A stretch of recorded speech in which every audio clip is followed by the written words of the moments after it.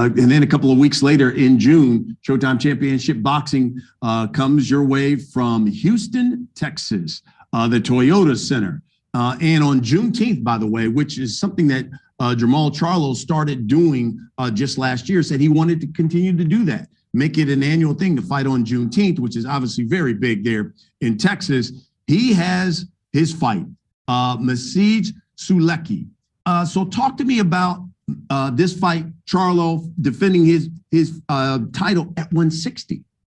Yeah, the reality is, there's been a lot of discussion. I'm sure there'll be some questions when we get to the media portion of this about, Charlo's journey to this fight, and happy to discuss those.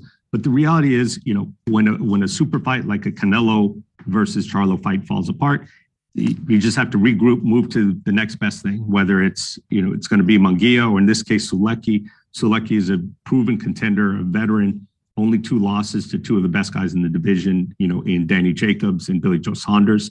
So, this is, I know everybody wanted Canelo Charlo, and, I still want that too. I know Jermall more than anybody wants that fight, but this is a really good alternative here, and a quality test there in Houston. But before we move on, let me ask you about Munigua, because it seemed as if then Charlo Munigua was going to happen.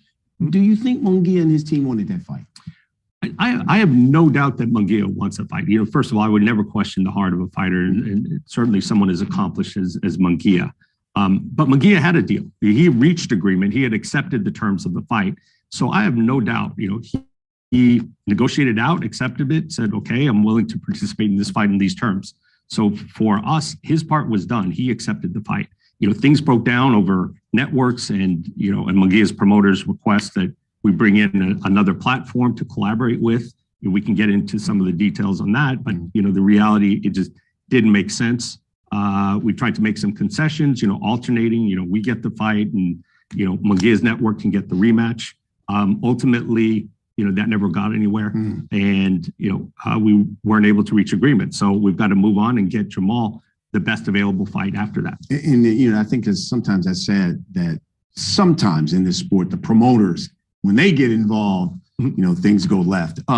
So we go to July, and we're in the heart of the summer, and we're in a great fighting city of San Antonio, Texas.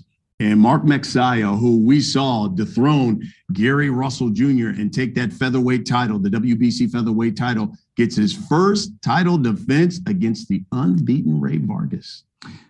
Another one, I'd hate to keep going back to the well, but evenly matched fights among top-tier fighters. Magsayo, brand new titleist, Ray Vargas, established veteran. I don't know how that fight's going to go. It's a 50-50 fight, and that's what we set out to do. And I think we, without patting ourselves on the back too much, I think we achieved that.